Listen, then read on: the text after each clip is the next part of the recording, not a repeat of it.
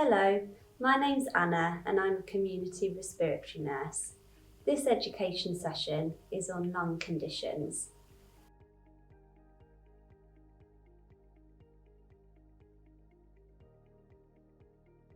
The aim of this session is to give you an understanding of how your lung condition affects you, some of the causes of these lung conditions, and to explain why you get some of the symptoms that you do.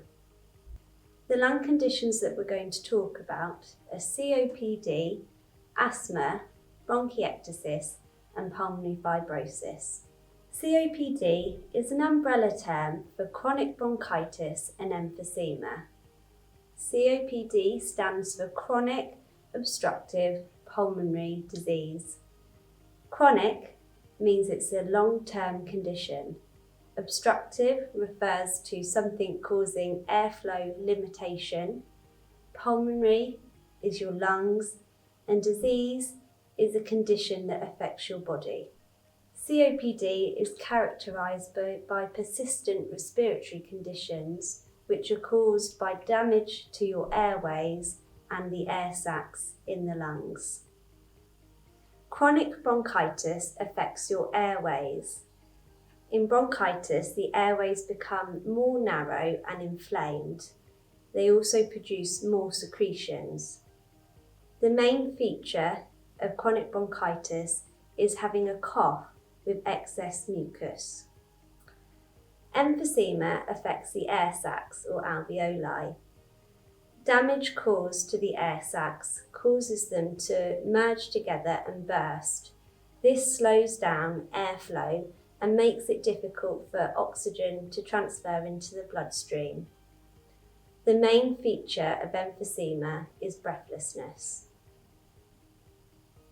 The main cause of COPD is smoking, but it can also be caused by long-term uncontrolled asthma, long-term exposure to air pollution, fumes or dust, and in rare cases it can be inherited by an alpha-1 antitrypsin deficiency.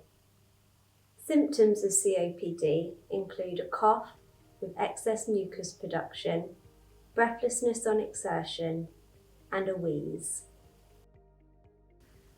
Asthma is a long-term condition. It can be difficult to distinguish between asthma and COPD. However, in asthma, it's only the airways that are affected, not the air sacs.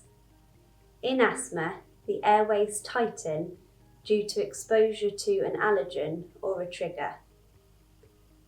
In asthma, symptoms are intermittent and fully reversible through the use of a bronchodilator, a blue inhaler. However, in COPD, symptoms are consistent and permanent. Bronchodilators, such as your blue inhaler, sometimes have little or no effect. Bronchiectasis affects the airways. In bronchiectasis, the airways widen and the cell clearing mechanism is impaired. This excess mucus can grow bacteria and cause recurrent chest infections. In turn, these recurrent chest infections can cause further damage. Once this damage occurs, it is permanent. For about half the people in the UK, the cause of bronchiectasis is unknown. However, for some, it can be caused through damaged airways that occurs from recurrent chest infections, significant chest infections such as pneumonia, or childhood illnesses like whooping cough or measles. There is also a link to bronchiectasis with gastric reflux or heartburn. Symptoms include breathlessness, a wheeze, and coughing up large quantities of sputum. You may be more prone to recurrent chest infections. Pulmonary fibrosis is caused by inflammation and scar tissue which builds up in the lungs. As it builds up, the lungs become thick and hard and they lose their elasticity.